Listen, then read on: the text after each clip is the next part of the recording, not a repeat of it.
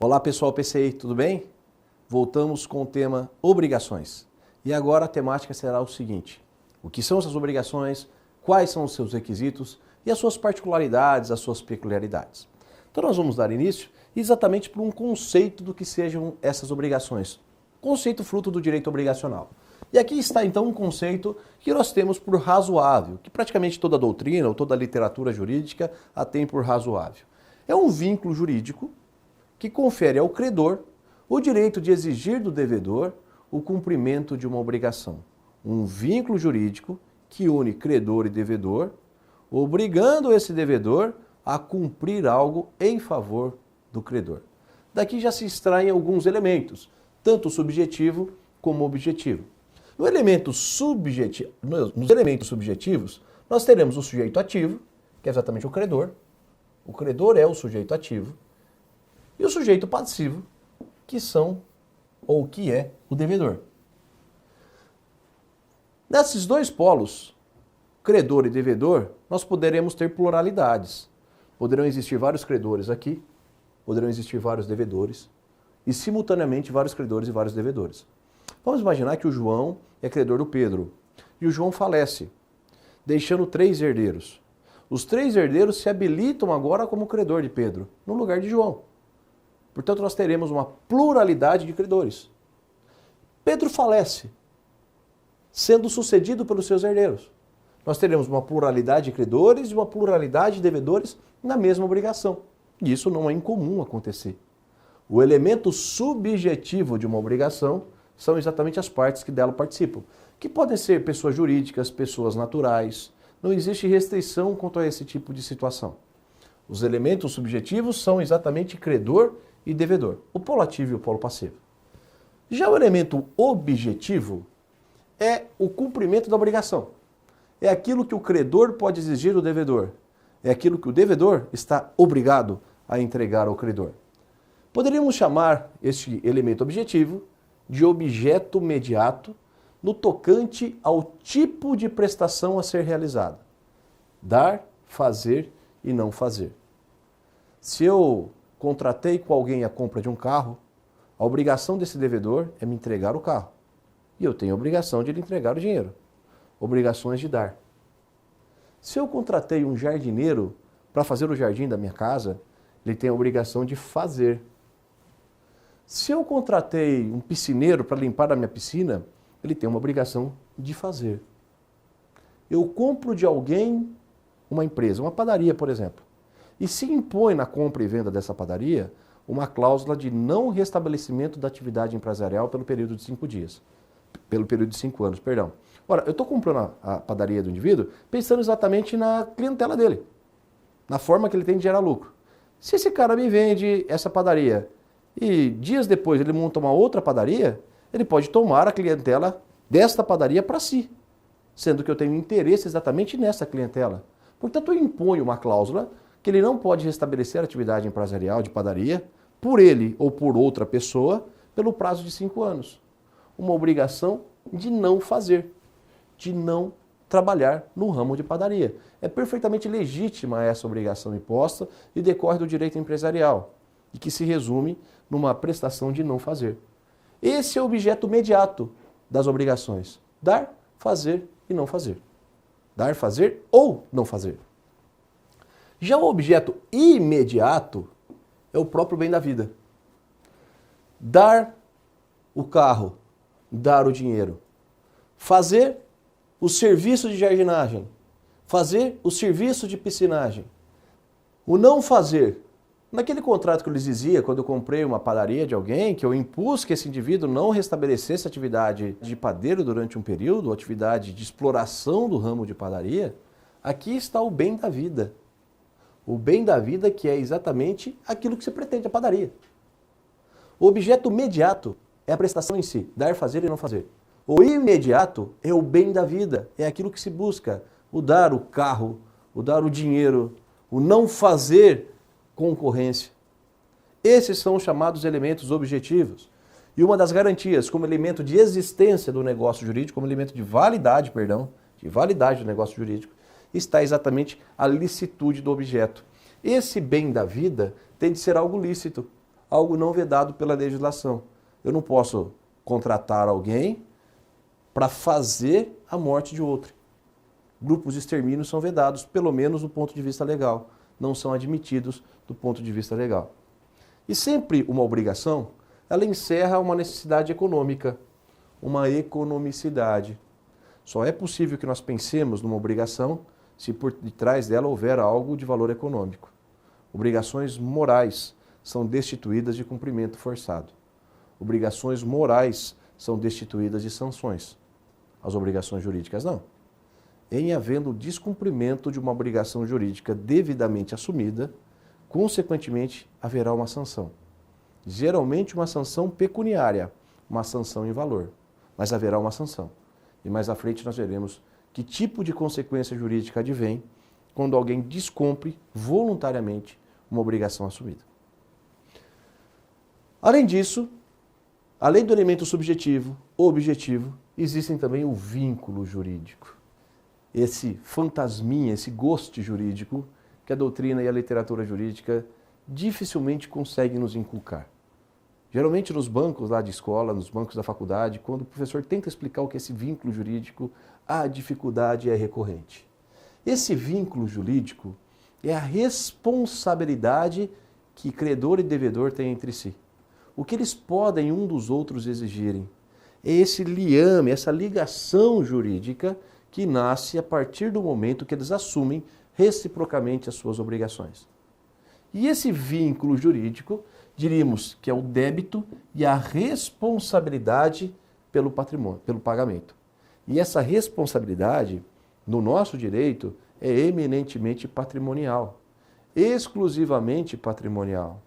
Se eu não cumpro com a obrigação que eu assumi com você, o máximo que você pode fazer é promover uma ação contra mim, obrigando-me a cumprir essa obrigação e, caso eu não faça, convertendo isso em perdas e danos, nos prejuízos que você teve. E esses prejuízos serão agora executados judicialmente em cima do meu patrimônio. A minha responsabilidade é patrimonial, nunca é pessoal. Eu não serei preso porque não cumpri uma obrigação, pelo menos em nível civil. Apenas, como exceção, existem as obrigações alimentares, evidentemente. Mas, de resto, o não cumprimento de uma obrigação civil não acarreta maiores consequências jurídicas, afora o cumprimento mediante o meu patrimônio. Virou uma tendência, uma discussão muito interessante com o novo Código de Processo Civil, se seria possível a alguém que descumpriu voluntariamente uma obrigação e que contra si houvesse uma ação judicial, se seria possível o juiz cancelar o seu passaporte, bloquear a sua carteira de habilitação, os seus cartões de crédito. E a jurisprudência dominante chegou à seguinte conclusão: não é possível.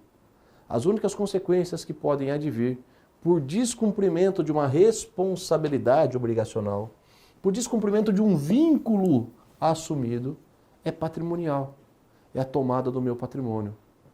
E, eventualmente, parte do meu patrimônio, inclusive, será impenhorável. Como já falamos do bem de família, como falaremos no Código de Processo Civil, dos bens que são havidos por impenhorabilidade. Em linhas gerais, então, quando pensamos nas obrigações, nós vamos fazê-la sobre esses três vieses. O elemento subjetivo, que são os credores e devedores envolvidos na relação. O elemento objetivo, que é o dar, fazer ou não fazer algum bem da vida. E esse vínculo jurídico, essa responsabilidade jurídica que um com o outro tem e cujo descumprimento gera consequências apenas de ordem material, apenas de ordem patrimonial. Aqui agora, gente, temos uma classificação das obrigações. E essas obrigações podem ser classificadas de forma simples, quando existe apenas um sujeito, um credor, um devedor e um objeto, um bem da vida, mas como também podem ser compostas. As obrigações compostas se diferem das simples exatamente em razão dessa multiplicidade de objetos, de pessoas, de credores, de devedores. A multiplicidade de objetos se dá quando as obrigações assumidas forem cumulativas ou alternativas. Você me compromete a limpar minha piscina e dar o material de limpeza. Olha as duas obrigações assumidas. Eu contrato a sua empresa para fazer a construção civil da minha casa. Vocês vão dar a mão de obra e o material. São obrigações cumulativas. Duas ou dois bens da vida a serem empregados nessa obrigação. Nas alternativas, nós teremos uma ou outra. Você vai me entregar aquele quadro ou o equivalente em dinheiro daquele quadro. Ou um ou outro. Eu comprei aquele cavalo seu. Você deverá me entregar aquele cavalo ou algo que seja compatível com o valor. As obrigações assumidas aqui são, portanto, alternativas. Nas cumulativas, isso e aquilo. Nas alternativas, isso ou aquilo. Além da multiplicidade de objetos, nós poderemos ter a multiplicidade de sujeitos. Vários credores com vários devedores. E nesse tocante, as obrigações poderão ser divisíveis e indivisíveis. Divisíveis quando o objeto a ser prestado poderá ser dividido entre os vários sujeitos. Imaginemos que eu sou credor de 3 pessoas pelo valor de R$900. Se cada um deles me pagar os R$300, acabou a responsabilidade. Eu tenho parte para receber de cada um. E cada um cumpre com a parte que lhe cabe. Veja o nome, obrigação divisível. Significa dizer que ela pode ser fracionada, dividida entre os vários credores ou os vários devedores. Existem credores que possuem apenas uma parte para receber e devedores que possuem apenas uma parte para pagar. Eles não são responsáveis pelo todo, mas apenas pelo seu quinhão, pela fração efetiva do seu quinhão. Isso se dá, por exemplo, nos impostos, no chamado IPTU, dos condomínios edilícios, dos condomínios de apartamento.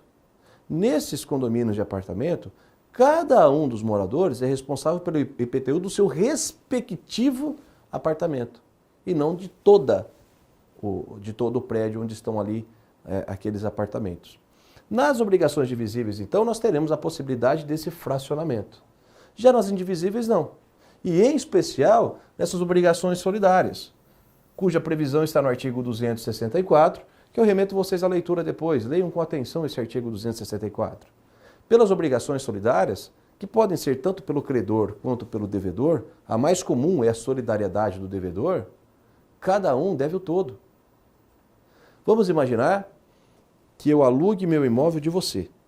Você alugou o seu imóvel para eu morar e eu, portanto, vou lhe pagar aluguel. Você exige de mim um fiador.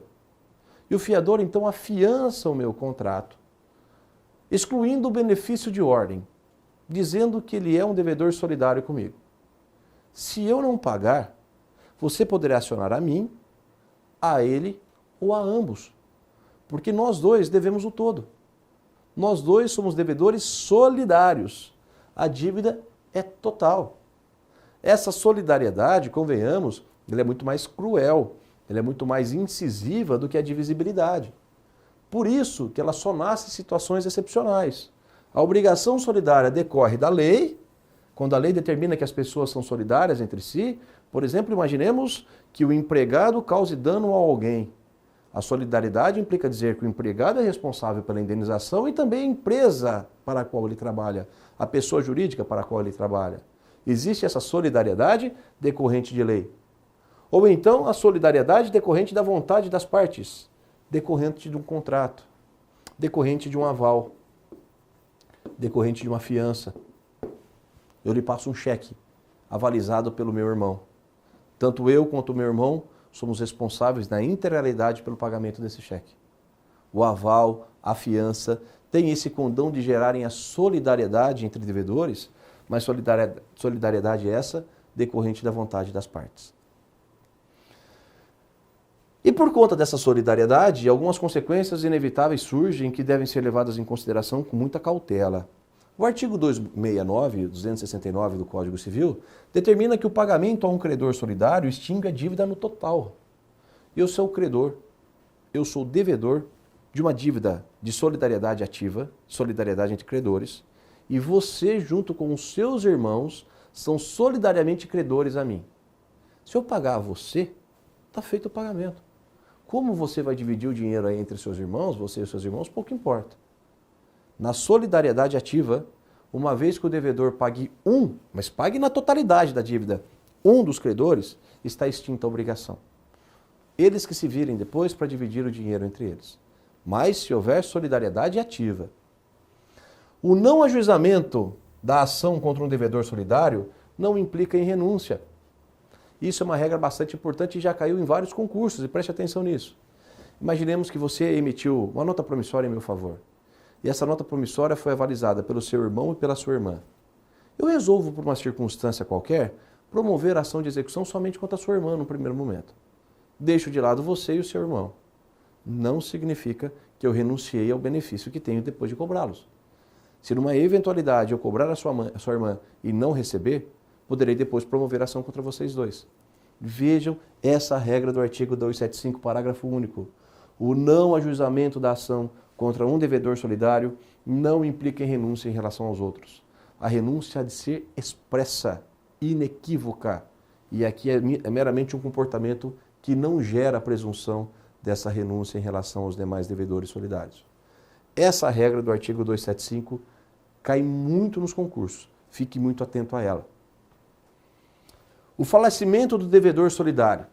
Se o devedor solidário falecer, os herdeiros assumem a cota em regra, salvo se for indivisível a obrigação. Imaginemos que João é devedor solidário junto com Pedro de uma obrigação de pagar dinheiro. Se João falecer, os seus herdeiros, cada um deles terão uma cota para pagar daquela dívida. Aquela dívida então passa a ser fracionável em relação aos herdeiros.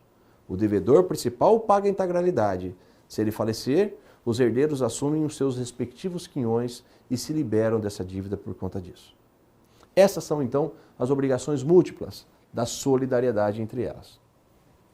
Na sequência, nós vamos falar das transmissões das obrigações, que cada vez tem sido mais comum. No primeiro momento, a cessão de crédito e depois a cessão de débito. Eu tenho um crédito para com você, eu tenho uma grana para receber de você, através de um contrato, de um cheque, através de um empréstimo que você me fez. Eu posso ceder esse crédito ao terceiro? Imaginemos que você me deve 500 mil reais e eu devo 500 mil reais a alguém. Ao invés de fazermos essa transação em 3 partes, você me paga e eu lhe pago, eu me exonero da obrigação simplesmente transmitindo esse crédito que eu tenho ao meu credor, que então vai cobrar de você. Vale? É possível essa cessão de crédito? O Código Civil trata dessa questão. A cessão de crédito é plenamente possível, perfeitamente possível, desde que haja a prévia notificação ao devedor. Assim, se eu ceder o crédito a terceiro, deverei te notificar. Você que é meu devedor, nesse exemplo, deverá ser notificado por pagamento, para que possa pagar corretamente. Se você não for notificado e eventualmente pagou a mim, o pagamento tem caráter liberatório. Embora você devesse pagar a ele, porque eu cedi o crédito a ele, se você pagou a mim, sem ter sido previamente notificado, esse pagamento tem caráter liberatório, está feito o pagamento. Não se aplica aqui aquela regra de quem paga mal paga 2 vezes. Você pagou certo, não sabia que o crédito havia sido cedido. Por isso a importância dessa notificação. Logo, os pagamentos de boa-fé valerão. Olha mais uma vez a expressão boa-fé, uma expressão recorrente, uma expressão extremamente atual e atuante no campo das obrigações. Agora uma curiosidade que pouca gente se dá conta. O cedente não responde pela inadimplência do título. Você me deve um determinado valor. Eu cedo esse título ao terceiro. Não sou responsável pela sua adimplência. Se eventualmente eu ceder o título a um terceiro e você não pagá-lo, eu não sou responsável por esse pagamento. A minha parte eu fiz. Vejam esse julgado que não é de muito conhecimento, essa é uma regra pouco conhecida, mas veja esse julgado que nós colocamos aqui, que disponibilizamos a vocês. Um contrato de factoring. Eu recebo uma duplicata de um cliente meu e desconto essa duplicata no factoring. Meu cliente não paga. Olha a regra decidida pelo Tribunal de Justiça do Rio Grande do Sul. O contrato de fatorização é essencialmente um contrato de risco, de forma que o inadimplemento não permite a cobrança do crédito contra o cedente. Eu recebi a duplicata, cedi essa duplicata ao factoring. Está feito. O factoring que vai cobrar depois do emissor da duplicata. Eu não tenho mais nada com isso. Em linhas gerais, quem cede o título, quem cede o crédito, não é responsável pelo pagamento desse crédito. Isso vai de encontro a algumas lendas populares, algumas lendas urbanas, mas é a regra do Código Civil. Muito cuidado com ela, portanto. De outra banda, eu tenho a cessão do débito. É possível a cessão do débito? Eu devo a você. Sou eu que lhe devo. Eu posso ceder esse débito para outro te pagar? Não sou eu mais quem vai lhe pagar. Agora quem vai lhe pagar é meu irmão, é meu tio, é um terceiro desconhecido. Num exemplo clássico, eu devo a um banco por conta de um financiamento, de um carro, de uma casa. Eu posso ceder esse contrato a um terceiro? Esse terceiro agora se torna responsável pelo pagamento do financiamento daquela casa ou do financiamento daquele veículo? As regras disso estão todas no artigo 299. E o parágrafo único diz assim: qualquer das partes pode assinar prazo ao credor para que consinta na assunção da dívida e interpretando-se o seu silêncio como recusa. Basicamente, funciona da seguinte forma. Vamos imaginar que eu vá ceder o meu débito para terceiro. Quem vai lhe pagar agora não sou eu. Quem vai lhe pagar é um terceiro. Eu deverei te notificar da ocorrência. Te mando um documento dizendo que daqui para frente, quem vai lhe pagar é aquele terceiro para quem eu estou cedendo o débito. Veja, se você não responder no prazo assinalado por mim, o seu silêncio significa recusa. Você não aceitou a cessão do débito. E assim, eu continuo responsável pelo pagamento. Portanto, a procedência ou a providência a ser tomada é exatamente essa. Vou ceder o débito a terceiro, tenho de lhe notificar. Quem vai lhe pagar agora não sou mais eu, é aquele cessionário para quem eu cedi esse débito. No entanto, deverei lhe notificar e você poderá refutar isso. Você continua me devendo, dirá você a mim. Eu, Gesualdo, continuo sendo seu devedor. E o seu silêncio significa recusa. Se você recebeu a notificação e não se manifestou de forma expressa, significa que recusou a cessão do débito. Essas são então as cessões de crédito e de débito. Na sequência, nós vamos falar das consequências ou das cláusulas específicas dos contratos ou das obrigações. Entre elas, a famosa cláusula penal, que apesar do nome, nada tem de direito penal, é uma típica regra de direito civil, é, por assim dizer, uma multa, é uma obrigação acessória imposta àquele que não cumpriu voluntariamente a sua obrigação.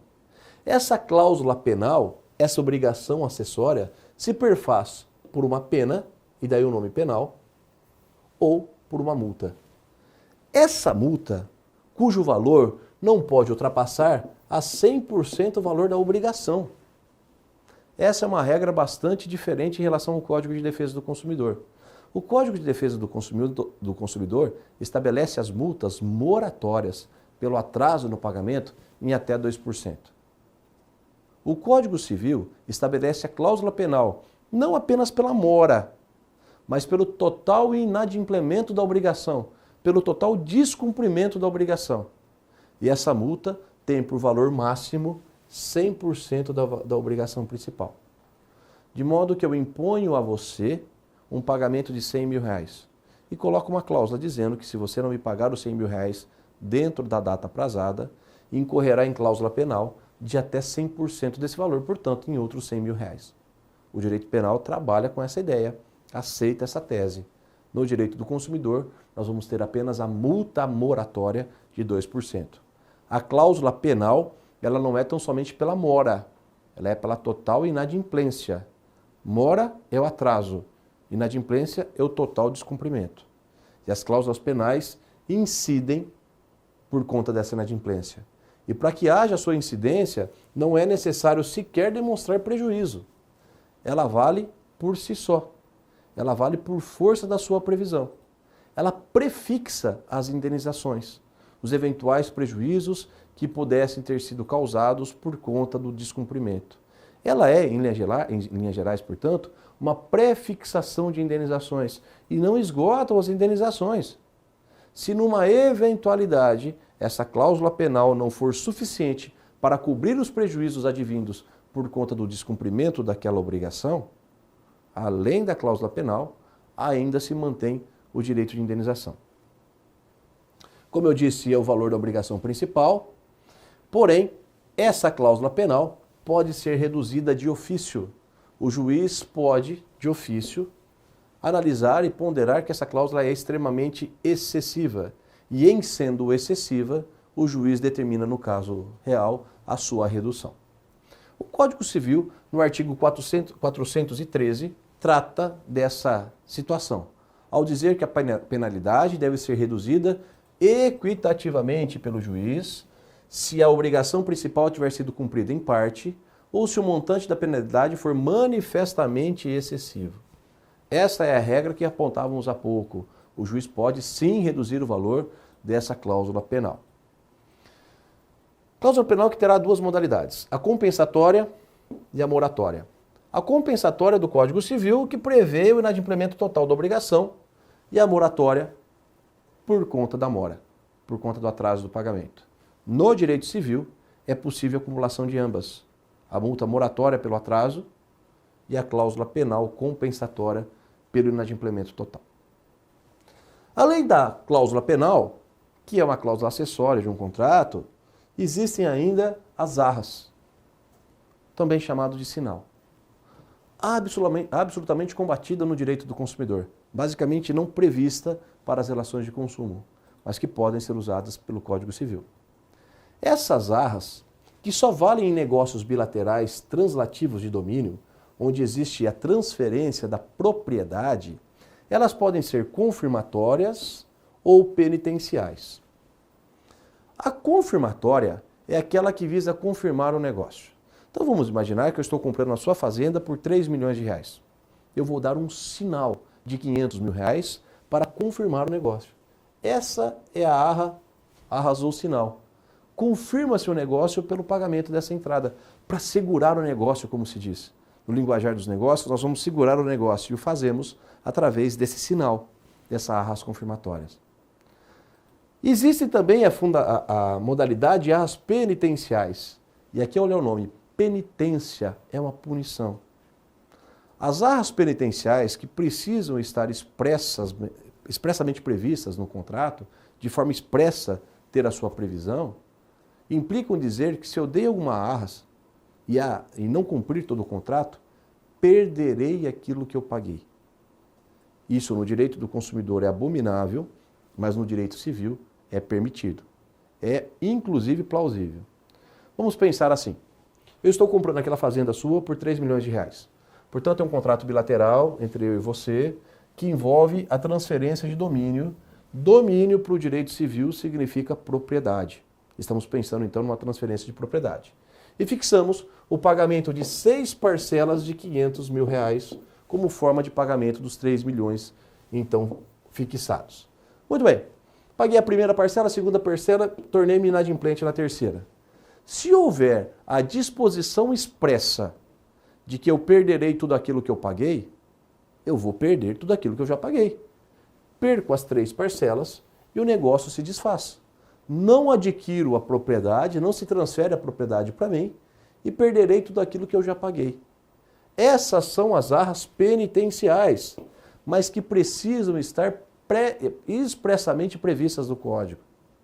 E que apesar de terem sua previsão expressa, apesar de serem pertinentes para os negócios do direito civil, tem muita gente que defende a tese que nós podemos usar, por analogia, o artigo 413 do Código Civil. É possível que o juiz reduza equitativamente o valor dessas arras penitenciais se elas forem excessivamente onerosas. Poxa, eu tinha 6 parcelas de 500 mil para pagar.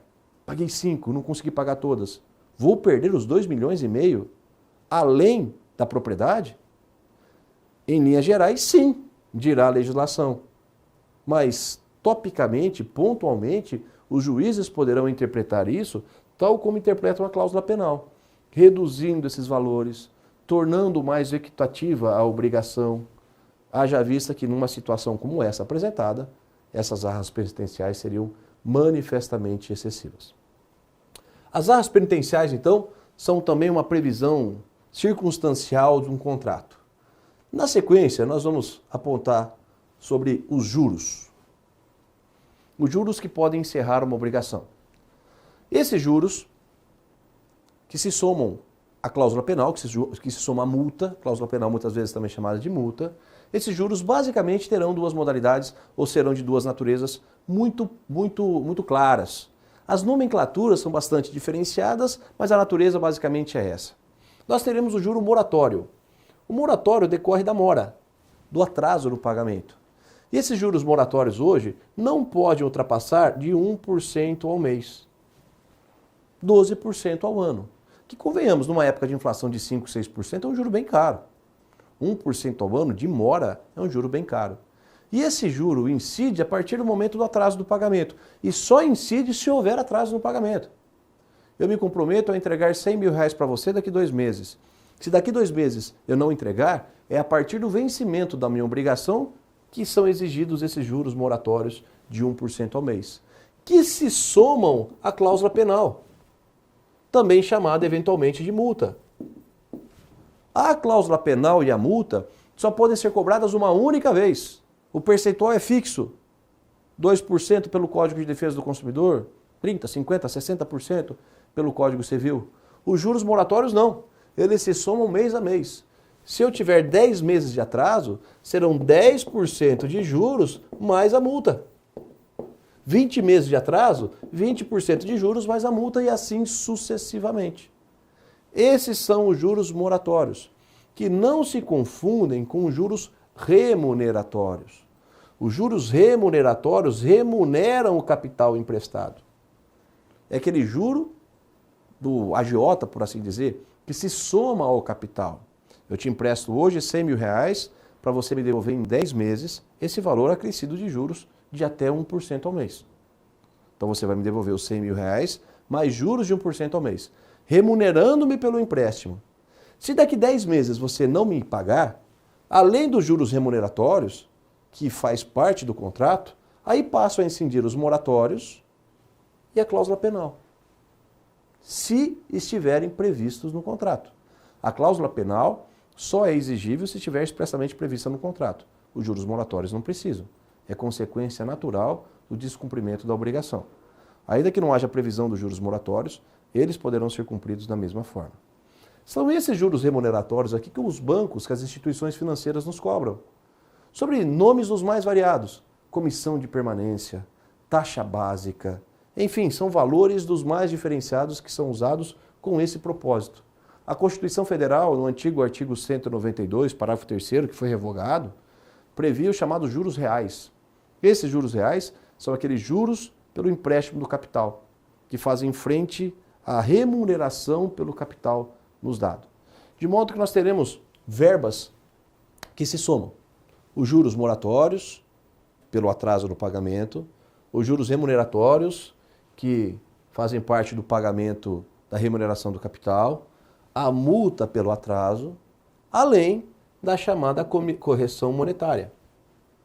Essa correção monetária, que tem índices dos mais variados, o IPC, o INPC, o ICC para construção civil, enfim, índices dos mais diversos, essa correção monetária não é juros, ou não são juros.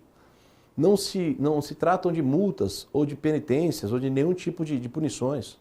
A correção monetária meramente atualiza o valor do capital, para não desvalorizá-lo em relação à inflação. A correção monetária fundamentalmente compensa a perda pela inflação.